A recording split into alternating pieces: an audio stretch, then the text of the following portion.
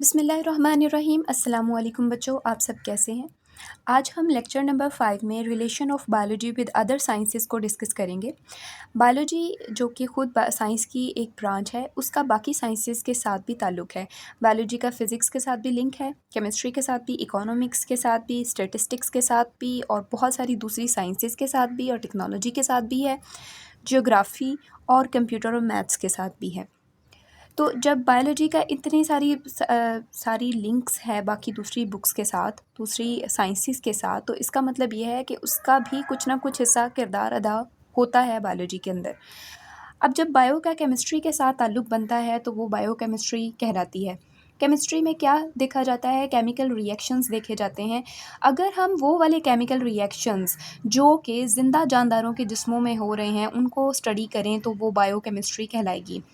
मिसाल के तौर पर फ़ोटोसिंथेसिस और रेस्पिरेशन के प्रोसेसेस हैं जो कि ज़िंदा जानदारों के जिस्मों में हो रहे हैं। फ़ोटोसिंथेसिस प्लांट के अंदर होती है और दूसरे जिनके पास क्लोरोफिल हो, एल्गी वगैरह, उनके पास उनमें उनके अंदर भी फ़ोटोसिंथेसिस का अमल होता है। पौधे बाहर से कार्बन डाइऑक्साइड पकड़ते हैं और वाटर लेते हैं और सनलाइट की मौजूदगी में और क्लोरोफिल की मौजूदगी में इसको ग्लूकोज़ में कन्वर्ट कर देते हैं जो कि ज़िंदा जानदारों की खुराक है। अब ज़िंदा जानदारों के अंदर ग्लूकोज़ जो है वो टूट कर दोबारा कार्बन डाइऑक्साइड और वाटर बना देता है। इस प्रोसेस को रेस्पिरेशन बोलते हैं। जब ये वाले जो केमिकल रिएक्शंस हैं उनको हम ज़िंदा जानदारों की बॉडी में स्टडी कर रहे हैं तो दैट इज़ बायोकेमिस्ट्री। इसी तरह से फ़िज़िक्स जो है वो मोशन के बारे में बात करती है, फ़ोर्स के बारे में बात करती है, एनर्जी के बारे में बात करती है। अगर हम फ़िज़िक्स के वो जो रूल्स हैं वो ज़िंदा जानदारों की बॉडी पर अप्लाई कर दें तो फिर हम उसको बायोफ़िज़िक्स में पढ़ते हैं। मिसाल के तौर पर फ़िज़िक्स में लिवर पढ़ते हैं, हम लिवर सिस्टम पढ़ते हैं। ये एक बार होता है और फलक्रम के ऊपर, और ये जो आपको एक मशीन सी नज़र आ रही है, इसको चीज़ों को लिफ्ट करने में, उठाने में मदद मिलती है। उनका जो वेट है उसको लिफ्ट करने में हेल्प होती है। यानी इस तरफ हम कोई वेट रखेंगे या इस तरफ कोई वेट रखेंगे तो इसको हम ऊपर की तरफ भेजेंगे। तो ये बिल्कुल ऐसे ही है जैसे सीसा है। सीसा होता है ना बच्चों का, वो झूला, एक तरफ से बैठते हैं, दूसरी तरफ से अगर भारी बच्चा हो तो वो ऊपर उठ जाता है, इस तरह से। तो कहते हैं ये जो लिवर है वो उसके ऊपर अप्लाई होने वाले जो सारे उसूल हैं वो ज़िंदा जानदारों की बॉडी पर भी लगते हैं। कैसे? कहते हैं हमारे जो जोड़ हैं, बाजू का मिसाल ले लें। बाजू का जो जोड़ है वो उसके वो जो जॉइंट है वो बिल्कुल इस फलक्रम की तरह काम कर रहा है जो एक जगह फ़िक्स है, और हमारी जो बाजू है वो बिल्कुल इस बार के जैसी है जो मूव करती है। हमारा जो हाथ है वो चीज़ों को लिफ्ट करने में हेल्प करता है और उसके अंदर मौजूद जो बोन्स हैं और मसल्स हैं वो आर्म को, बाजू को हिलने में मदद देती है, जबकि जो जोड़ है वो फ़िक्स है अपनी जगह पर और वो फलक्रम का काम करता है। तो इस तरह से फ़िज़िक्स के रूल्स जो हैं वो बायो के ऊपर अप्लाई हो रहे हैं। अब देखें कंप्यूटेशनल बायोलॉजी। कंप्यूटेशनल बायोलॉजी के अंदर बायो तो इस्तेमाल हो ही रही है, साथ में कंप्यूटर और मैथ को भी इस्तेमाल किया जाता है। कंप्यूटर का इस्तेमाल किया जाता है, मैथ के फार्मूले, मॉडल्स इस्तेमाल किए जाते हैं। मॉडल्स मतलब मैं फार्मूलों की बात कर रही हूँ जो बहुत सारे जो है वो डेरिवेशन करने के बाद एक ख़ास फार्मूला मिलता है जिसको इस्तेमाल करते हैं हम अपनी भी किसी भी न्यूमेरिकल वगैरह को या ये प्रॉब्लम को सॉल्व करने के लिए। तो और इसी तरह से मैथ्स के अंदर और भी बहुत सारे जो हैं जैसे एल्गोरिदम्स हैं वो भी इस्तेमाल किए जाते हैं। कंप्यूटर के एल्गोरिदम्स इस्तेमाल किए जाते हैं और साइमुलेशंस इस्तेमाल की जाती हैं। कंप्यूटेशनल साइमुलेशंस बोला जाता है। एल्गोरिदम्स बोलते हैं इंस्ट्रक्शंस को, हिदायत को। जैसे किसी भी कोई भी मशीन घर में आती है ना तो साथ में उसका मैनुअल दिया होता है कि इसको किस तरह से इस्तेमाल करना है, वो इंस्ट्रक्शंस होती हैं। तो बिल्कुल इसी तरह से अगर हम किसी मसले को कंप्यूटर के एल्गोरिदम्स जो कि कंप्यूटर के अंदर इंस्ट्रक्शंस दी गई हैं उसको इस्तेमाल करते हुए हल करेंगे तो कंप्यूटेशनल बायोलॉजी के अंदर हल करेंगे। कंप्यूटर साइमुलेशंस बच्चों होती हैं जो रियल में एक्सपेरिमेंट ना करें बल्कि वर्चुअली, यानी गैबी तौर पर हम रियल में नहीं कर रहे लेकिन हम अज्यूम करके वो एक्सपेरिमेंट करें अगर कंप्यूटर के अंदर, तो दैट इज़ कंप्यूटेशनल बायोलॉजी के अंदर हम उसको कर सकते हैं। ठीक है, तो इसमें हम क्या कर सकते हैं, इस तरह से एमाइनो एसिड्स का सीक्वेंस जो है उसको स्टडी कर सकते हैं। बहुत सारे अमाइनो एसिड्स की चेन जब आपस में मिलती है तो प्रोटीन बनती है, और ज़िंदा जानदारों के अंदर प्रोटीन्स मौजूद हैं। हर फंक्शन परफॉर्म करने के लिए डिफरेंट प्रोटीन है। तो अगर किसी प्रोटीन के अंदर माल फंक्शन आ रहा है, ख़राबी आ रही है, तो इसका मतलब है अमाइनो एसिड्स के अंदर कहीं ख़राबी आ रही है। तो अगर हम उस अमाइनो एसिड के सीक्वेंस को पढ़ना चाहें, रीड करना चाहें, तो इंसानों के लिए मुश्किल हो जाएगा, क्योंकि हमारा ब्रेन जो है उसको बहुत स्लो प्रोसेस करेगा। अगर तेज़ी से उसका झटपट अगर आप उसका रिज़ल्ट देखना चाहते हैं, तो हमें कंप्यूटर की हेल्प लेना बहुत ज़रूरी है। जिस तरह से हम कैलकुलेटर में 2+2 करते हैं तो फ़ौरन से हमें जवाब मिल जाता है जी 4 है। तो इसका मतलब ये हुआ कि हम किसी भी मशीन की हेल्प लेकर अपने ज़िंदा जानदारों के मसले हल कर सकते हैं। बायोस्टैटिस्टिक्स क्या है? ये बायो की वो ब्रांच है बच्चों जिसमें स्टैटिस्टिक्स इस्तेमाल होती है। स्टैटिस्टिक्स मैथ की एक ब्रांच है जिसमें बहुत सारे फार्मूले हैं, वो लगते हैं ज़िंदा जानदारों के जो है वो रिलेटेड मसले हल करने के लिए, जैसे मीन, मोड, मीडियन और एवरेज हो गया। इसके अलावा परसेंटेजेस निकाली जाती हैं, और इसके अलावा बहुत सारे देखा जाता है कि किसकी किसकी तादाद बढ़ रही है, कौन सी डिज़ीज़ की तादाद कितने गुना पेशेंट्स के अंदर बढ़ रही है। इस तरह के मसले जो हैं वो बायोस्टैटिस्टिक्स में हल होते हैं, क्योंकि ज़िंदा जानदारों के ऊपर अगर हम स्टैट्स के फार्मूले लगा दें, नंबर्स की फॉर्म में अगर उस मसले को हल करना चाहें, उसका डाटा स्टोर करना चाहें, तो वो बायोस्टैटिस्टिक्स है। बायोजियोग्राफ़ी भी बच्चों, बायो का जियोग्राफ़ी के साथ अगर ताल्लुक़ हो जाए। जियोग्राफ़ी है ज़मीन, जियो मतलब होता है अर्थ और ग्राफ़ी का मतलब होता है इसकी डिस्क्रिप्शन। ज़मीन की अगर के लिहाज से अगर हम बायो को स्टडी करें तो दैट इज़ बायोजियोग्राफ़ी। यानी कि अगर हम देखें कि कौन से जानदार किस एरिया में रहते हैं, जैसे पोलर रीजन के जो जानवर हैं वो दूसरे डेज़र्ट के सहराई इलाकों के रहने वाले जानवरों से डिफरेंट होंगे। तो बायोजियोग्राफ़ी का इल्म वहाँ लगता है। बायोटेक्नोलॉजी क्या है? अगर हम ज़िंदा जानदारों को अपने फ़ायदे के लिए इस्तेमाल करें तो दैट इज़ बायोटेक्नोलॉजी। जैसे बहुत सारे बैक्टीरिया वगैरह इस्तेमाल किए जाते हैं अपनी आसानी के लिए, इंसानों की आसानी के लिए इस्तेमाल किए जाते हैं, तो that is biotechnology. Bio economics भी बच्चों रिलेशन है बायो का इकोनॉमिक्स के साथ। अगर हम प्रॉफ़िट को यानी मुआश को, पैसे को, कि किस तरह से हमें प्रॉफ़िट हो रहा है, हमारा पैसा बढ़ रहा है, अगर हम उसको इस्तेमाल करें ज़िंदा जानदारों के, एनिमल्स के मसलों को हल करने के लिए और तदाबीर पेश करें इकोनॉमिकली उसको बढ़ाने के लिए, तो दैट इज़ बायोटेक्नोलॉजी। तो आइए हम सब इन सब जो रिलेशन है इन सब साइंसेस का, इनको बुक से पढ़ लेते हैं ताकि आसानी हो सके।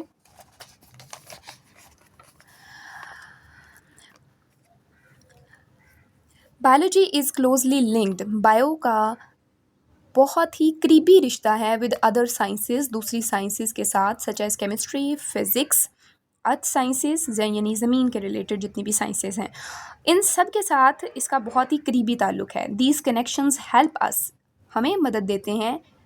ये जो इनके आपस में रबाबत है, एक दूसरे के साथ ताल्लुक़ है, जोड़ है, वो हमें हेल्प करता है अंडरस्टैंड लाइफ प्रोसेसेस, ज़िंदगी के तमाम आमाल को समझने के लिए हेल्प करता है। एनवायरमेंटल इंटरेक्शंस, माहौल के अंदर होने वाले एक दूसरे के साथ जो ताल्लुक़ है उनको समझने में हेल्प करता है। And the complexities of living organisms, और जिंदा जानदारों के अंदर मौजूद पेचीदगियों को समझने में हेल्प करता है। अब नीचे कुछ बायोलॉजी की साइंस का दूसरी साइंसेस के साथ कनेक्शन बताया हुआ है। Biochemistry is the study of structure and reactions of different chemical substances present in living और सिस्टम्स। जिंदा जानदारों के अंदर मौजूद होने वाले केमिकल रिएक्शंस को अगर हम स्टडी करें तो that is in biochemistry. Study of chemical reactions of photosynthesis and respiration are example of biochemistry. Biochemistry की जो सादा सी आपको एग्जांपल दी जाए तो वो फोटोसिंथेसिस है और रेस्पिरेशन है। जो मैंने आपको बताया कि फोटोसिंथेसिस ग्लूकोज बनने का अमल है और ग्लूकोज के टूटने का अमल रेस्पिरेशन है। इसके नतीजे में ऑक्सीजन बनती है, इसके नतीजे में कार्बन डाइऑक्साइड बनती है। ठीक है, चलें जी आगे देखें। आगे है biophysics. It deals with the study of principles of physics which apply to the biological processes. जिंदा जानदारों के अंदर होने वाले आमाल पर होने वाले जितने भी काम हैं उनके ऊपर अगर हम फिज़िक्स के उसूलों को लगा दें तो असल में बायोफिज़िक्स का लेना देना इसी चीज़ के साथ है। वो यही लगाती है, फिज़िक्स के उसूलों को बायो के ऊपर अप्लाई कर देती है तो बायोफिजिक्स है। For example in biophysics we study the rules of lever. Biophysics के अंदर हम लिवर के उसूलों को जब पढ़ते हैं तो एंड मोशन और हरकत के बारे में, for understanding the function of muscles bones and joints, किस तरह से हमारी जिस्म की हड्डियाँ जोड़ों के साथ वो मिलकर काम कर रही होती हैं, हड्डियाँ और मसल दोनों मिलकर काम कर रहे होते हैं। तो कहते हैं ये बिल्कुल लिवर के जैसे ही है, जैसे फिज़िक्स का लिवर है, हमारी जो जोड़ हैं और हड्डियाँ और मसल मिलकर एक जैसा ही काम कर रहे होते हैं। तो क्योंकि फिज़िक्स के अंदर ऑलरेडी ये असूल बन चुके हैं तो हम बायो के ऊपर अप्लाई कर देते हैं, तो बायोफिज़िक्स है। आगे है जी computational biology. In computational biology scientists use mathematical models. ऐसे उन्होंने बहुत सारी डेरिवेशंस करने के बाद एक ख़ास किस्म का फार्मूला ईजाद कर लिया होता है मैथमेटिशियंस ने। वो अगर बायोलॉजी वाले इस्तेमाल कर लें अपने मसलों को हल करने के लिए तो that is computational biology. Algorithms मैंने आपको बताया था वो हिदायत हैं, वो इंस्ट्रक्शंस हैं और कंप्यूटर के अंदर होती हैं। जैसे हम कंप्यूटर को कहें कि 2+2 कर दो तो वो हमें बताए कि 4 है, तो वो जो इसके पीछे जो ब्रेन है जिसने इसको हल करके दिया है दैट इज़ एल्गोरिदम, ठीक है। एंड कंप्यूटेशनल साइमुलेशंस ऐसी प्रोग्राम है कंप्यूटर के जिसके अंदर हम एक्सपेरिमेंट कर सकते हैं। ऐसे एक्सपेरिमेंट जो कि रियल में नहीं किए होते, खुद से ही एज्यूम करके हम कर रहे होते हैं। क्यों कर रहे होते हैं? टू अंडरस्टैंड बायोलॉजिकल सिस्टम्स, ताकि हम बायोलॉजी के जो सिस्टम्स हैं यानी कि जिंदा जानदारों के जो निज़ाम हैं उनको और उनके आपस में ताल्लुकात को आसानी से पढ़ सकें। It involves analysing biological data. इसके अंदर क्या क्या चीज़ें शामिल होती हैं? एनालाइज का मतलब होता है तज्जिया करना। बायोलॉजिकल डाटा वो इंफॉर्मेशन जो नंबर की फॉर्म में कलेक्ट की गई है। बायोलॉजिकल डाटा मतलब ये हुआ कहाँ से हासिल की गई है, जिंदा जानदारों के मुतल्लिक है, उनको उनका तज्जिया करती है ये computational biology. It involves analysis analyzing biological data such as a sequence of amino acids in protein. जैसे कि किसी प्रोटीन के अंदर हमने अगर अमाइनो एसिड के सीक्वेंस को स्टडी करना है तो हम खुद नहीं कर सकते, खुद करेंगे तो बहुत टाइम लगेगा, इसके लिए हमें हेल्प लेनी पड़ेगी कंप्यूटर की और मैथ्स की। मिसाल के तौर पर जैसे कोरोना वायरस की वैक्सीन जो बनी है वो कंप्यूटेशनल बायोलॉजी को इस्तेमाल करके ही बनी है। देखा गया कि कौन सा वायरस है, वायरस क्योंकि आरएनए वायरस था कोरोना वायरस, तो आरएनए के अंदर भी बहुत सारे न्यूक्लियोटाइड्स होते हैं। अगर उन सीक्वेंस को हमने स्टडी किया, खुद से स्टडी करते तो बहुत टाइम लगता। तो साइंसदानों ने क्या किया, उस सीक्वेंस को डायरेक्ट कंप्यूटर की मदद से एनालाइज करवाया और उस डाटा को दूसरे वायरसेस जो ऑलरेडी मौजूद थे इस दुनिया के अंदर उनके साथ कंपैरिजन करवाया, कहीं कि ये वायरस उनके साथ मिलता जुलता है, उनके जैसी वैक्सीन किसके ऊपर भी काम कर सकती है। तो इस तरह से उन्होंने इस सीक्वेंस को स्टडी किया, ठीक है। तो कंप्यूटेशनल बायोलॉजी का ये रोल है। आगे है जी biogeography. It deals with the study of distribution का मतलब होता है तकसीम ऑफ लिविंग ऑर्गेनिजम्स, जिंदा जानदारों की, in different geographical regions of the world. दुनिया के अंदर डिफरेंट जितने भी इलाके हैं उनके अंदर अगर हम जिंदा जानदारों की तकसीम को पढ़ रहे हैं तो दैट इज़, और ये हम करेंगे किस वाली ब्रांच के अंदर, बायोजियोग्राफी के अंदर। The influence of climate change on the distribution of organisms is also studied in biogeography. अगर माहौल के अंदर तब्दीली आ रही है, क्लाइमेट चेंज का मतलब होता है ख़ास तौर पर क्लाइमेट चेंज जो है वो रिलेटेड है कि माहौल के अंदर पोल्यूशन की वजह से क्या तब्दीलियाँ आ रही हैं या फिर टेम्परेचर बढ़ रहा है उसकी वजह से क्या चेंज आ रही है। जैसे पोलर रीजन जो ठंडे इलाके हैं हमारे, उनको देखा जाए तो उनके इलाकों में रहने वाले जानवर डिफरेंट हैं अगर उनका कंपैरिजन किया जाए सहराई इलाकों के जानवरों के साथ। पोलर रीजन में आइस होती है और वहाँ पर जो स्नो बियर है वो उसी एरिया में रहता है, उसकी फर होती है। अगर हम उसको डेजर्ट में छोड़ दें तो वो सर्वाइव नहीं कर सकेगा क्योंकि उसकी बॉडी ऐसी है, उसके ऊपर फर है, वो हीटअप हो जाएगी उसकी बॉडी और वो डेड हो जाएगा। उसको खाना वैसा नहीं मिलेगा, सील खाता है वो समुद्री इलाकों से निकाल कर, उन ठंडे इलाकों से, उसको वहाँ से वो नहीं मिलेगी तो उसकी बॉडी ख़त्म हो जाएगी। इसीलिए वो उसी जगह से बना हुआ है, जिस जगह का वो है डिस्ट्रीब्यूट हुआ है, जिस जगह पर वो उसी जगह का ही है। इसी तरह से हम अगर ऊँट को पकड़ कर किसी पोलर रीजन में छोड़ दें तो वो भी वहाँ सर्वाइव नहीं कर सकेगा क्योंकि उनकी जो बॉडी है उसके ऊपर फर नहीं है, वो ठंड से मर जाएगा। और उस इलाके में उसको वो, क्योंकि वो जो ऊँट है वो कैक्टस खाता है तो कैक्टस उसकी खुराक जो है वो उस इलाके में नहीं पैदा होती। तो हर इलाके की डिफरेंट स्पेशलिटी है और उसी के हिसाब से उस जगह के जानवर होते हैं। तो ये चीज़ें भी अगर हम स्टडी करेंगे तो बायोजियोग्राफी के अंदर स्टडी करेंगे। Biostatistics, it deals with the principles of statistics to analyze and interpret that data related to living organisms. अगर हम जिंदा जानदारों के मुतल्लिक जो हमने इंफॉर्मेशन इकट्ठी की है उसको तज्जिया करें और उसकी तशरीह करें, किसकी मदद से? स्टेटिस्टिक्स की मदद से।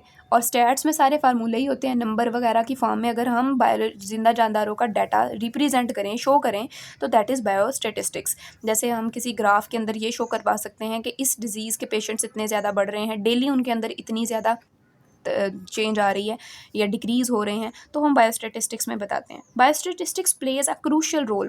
बायोस्टेटिस्टिक्स एक किरदार अदा करता है। कौन सा? क्रूशल का मतलब होता है बहुत अहम।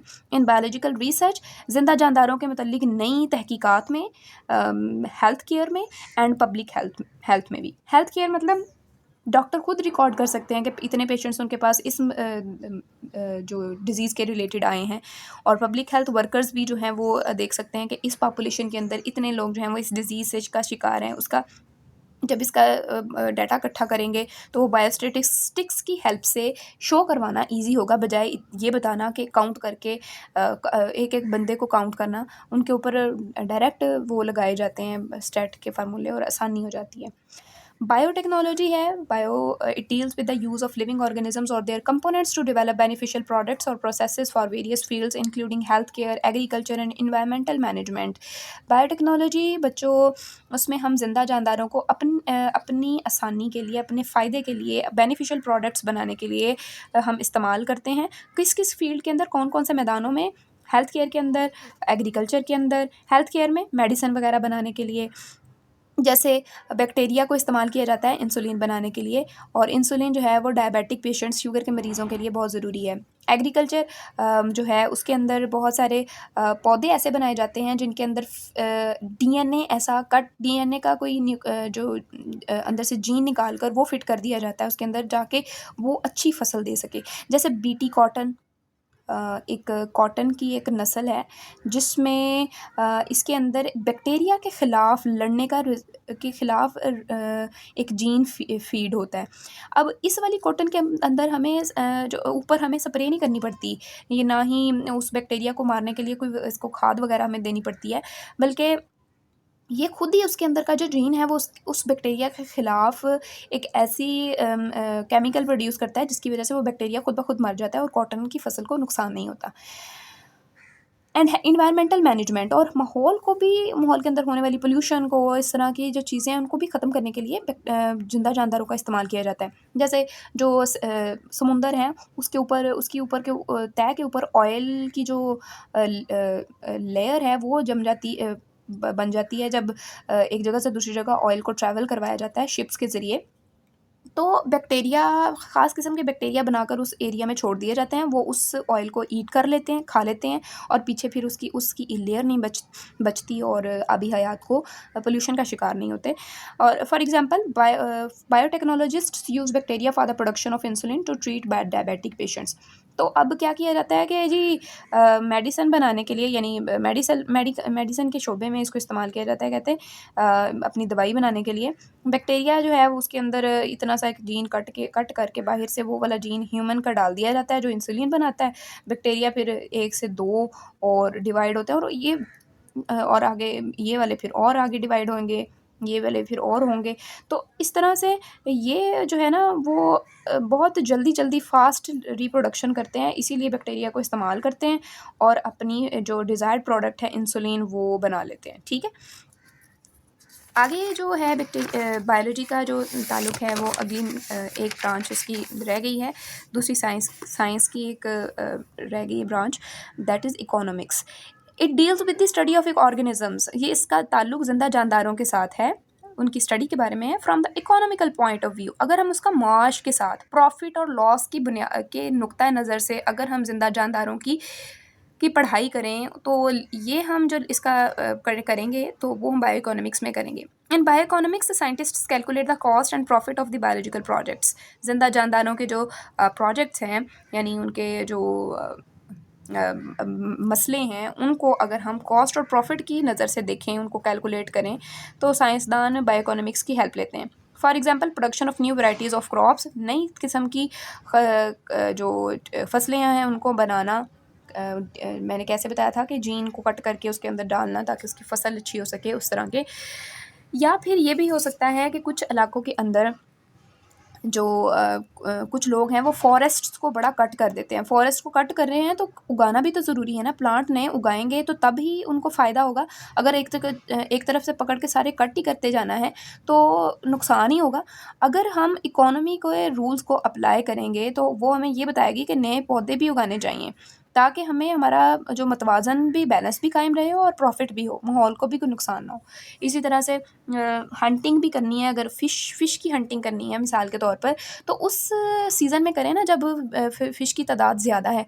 उस सीज़न में नहीं करनी चाहिए जब खुद ही मछलियाँ थोड़ी हैं और वो ऑलरेडी अपनी अपने आप को रिप्रोड्यूस करने की फ़ेज़ में से गुज़र रही हैं। अगर हम उनको भी पकड़ कर फ़िशिंग करना स्टार्ट कर देंगे तो पीछे फिर फ़िश की प्रोडक्शन तो डिक्लाइन हो जाएगी ना, और प्रॉफ़िट की बजाय लॉस होना शुरू हो जाएगा।